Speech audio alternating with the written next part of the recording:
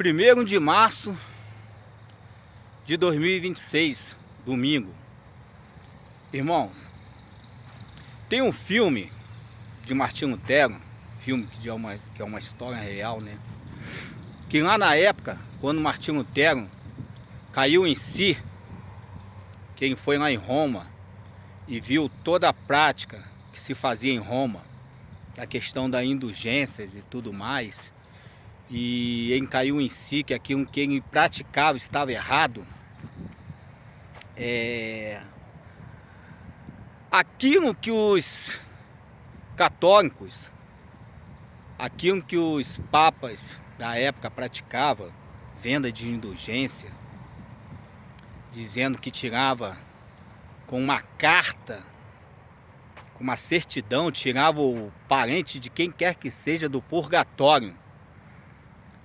Irmãos, essa enganação que começou ali naquela época com a Igreja Católica e vem se estendendo no decorrer da caminhada, e a Igreja Evangélica, a Reformada ou a Protestante, pegou essas práticas e usou para si. Por que isso, irmão?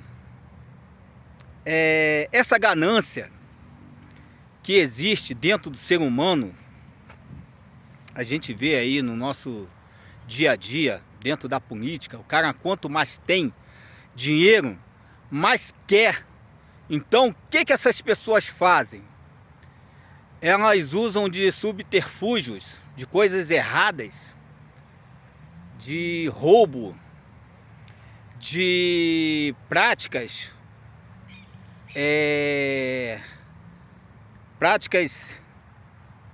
que favoreçam a elas para obter dinheiro e cada vez mais se enriquecer, como se elas fossem gastar esse dinheiro no decorrer da caminhada de toda a sua vida. Sabe o que acontece com isso, irmão? Tanto dentro da política quanto dentro das igrejas, templos. Essas pessoas perderam noção de quem é Deus. Falando agora das igrejas, quando a Igreja Católica praticava essa questão da indulgência e com isso arrecadava dinheiro, enganando as pessoas, eles achavam que nunca iam ser penalizados por isso. Quando a Igreja Católica falava da questão de indulgência, de tirar alguém do purgatório, eles iam contra uma palavra que está na Bíblia que diz que ao homem é dado morrer uma só vez. Depois disso, segue-se o juízo. Eles não falavam isso para as pessoas, porque na época, quando começou ali o catolicismo, só os papas, só aquelas pessoas que estavam ali dentro do Vaticano, dentro da Igreja Católica, que tinha acesso às escrituras. As pessoas mais humildes, as pessoas não tinham acesso às escrituras. Então, eles se aproveitavam disso e manipulavam as pessoas da forma que eles queriam. Então, irmão, quando vem Martinho Lutero e faz a tradução da Bíblia para o alemão e depois foi feito para outras línguas, através de outros homens, servos de Deus, com coração sincero perante Deus, que se propuseram a entregar suas vidas pela causa do Evangelho, como William Tyndale e outros mais. Então, quando essas pessoas fizeram a tradução das Escrituras, que foi chamado de Deus para fazer isso, né? Para que as pessoas tivessem acesso à palavra dele, as pessoas acabaram não se aproveitando dessa oportunidade que Deus deu e acabaram de certa forma seguindo a doutrinas de homens. Por quê? Porque foi surgindo as denominações no decorrer da caminhada a partir de Martinho Lutero, e cada um veio com uma ideologia e foram impondo isso às pessoas, e as pessoas foram seguindo, porque elas criaram templos, elas criaram igrejas, templos dominadas por elas mesmas. E as pessoas, no seu dia a dia, tinham, a partir daquele momento, a Bíblia, mas não se propuseram a estudar as Escrituras na sua casa com a influência do Espírito Santo, porque a Bíblia, ela pode ser um livro para muitos, mas ela é uma fonte que emana leite e mel, uma fonte de vida que transborda na nossa alma, no nosso coração, através do Espírito Santo. Então, irmãos, essas pessoas não se propuseram a estudar Escrituras nas suas casas e ter essa intimidade com Deus, e acabaram ficando refém de lideranças que a princípio obedeceram até um chamado de Deus, mas depois tomaram outro rumo. E o que acontece? Por que muitas das vezes eu tenho dito em relação à questão de conceito de vida e não religião? Porque quando você domina uma pessoa, quando você domina um grupo, e impõe aquelas pessoas algo através da fé delas, elas acabam fazendo o que a pessoa quer, entendeu? Então, no decorrer da caminhada desses templos na face da terra, surgiram lideranças corruptas e começaram a usar desse pretexto de templo, dizendo para os irmãos: irmão, temos que pagar a luz, temos que pagar a água e temos que pagar outras coisas mais. E com isso daí, essas pessoas pegavam o dinheiro, pegam até hoje o dinheiro das pessoas e acabam pegando esse dinheiro que supostamente era para pagar uma luz, uma água, enfiando nas suas contas bancárias, né? E com isso daí se enriquecendo. E cada um que foi passando, cada geração que foi passando, eles foram se aperfeiçoando mais na prática de arrancar dinheiro das pessoas de uma tal forma, meu irmão, que é abominável, sabe? É terrível, mas é terrível. Essas pessoas se afastaram de tal forma de Deus,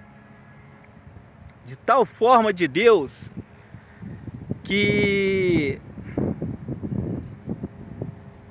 irmãos, a Bíblia diz que uma vez repreendido várias vezes uma pessoa, ela não se endireitando, Deus abandona. E Deus tem abandonado essas pessoas, sabe? Então, irmão, por que eu falo sempre na questão de conceito de vida e que Deus não habita em templo feito por mão de homem? Porque quando você glorifica a Deus aqui no espaço desse aqui, ó, que você não precisa pagar luz, que você não precisa pagar água, só vim aqui adorar a Deus e cada um vai para sua casa, que nem eu tenho visto em vídeos aí de um irmão que ele fala do evangelho em feira, em lugares públicos, em praças, entendeu? E com isso daí não tem necessidade de a pessoa contribuir para pagar a conta de luz, conta d'água, para um templo, que a gente não sabe que é só para isso, porque o dinheiro que entra chega a ser tanto e tanto dessas igrejas imensas, que além de pagar a água e a luz, eles acabam enfiando no bolso. Isso é triste, irmão. Isso é triste de se ver o que se transformou a cristandade nos dias de hoje. é muito triste, é muito deplorável. Irmãos, acredite, o findar da igreja está próximo. Cristo Jesus já está perto de descer até os céus e resgatar sua igreja. Então, tenha uma intimidade com Deus, irmãos, no seu particular. Não fique refém de pastores. Essa questão de dizer que se não estiver dentro de um templo, você não segue a Deus, você não vê a glória de Deus, isso é mentira, irmão. Isso é mentira, eu te digo com toda certeza. É mentira desses pastores, entendeu? É muita mentira deles.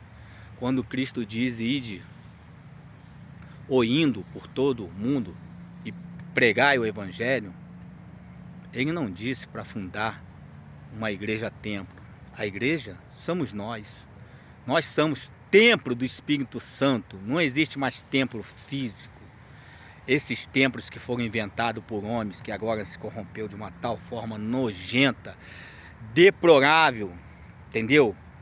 Isso aí, irmão, acredite, isso aí Deus vai cobrar, e vai cobrar muito caro dessas pessoas. Agora tem um porém, irmão.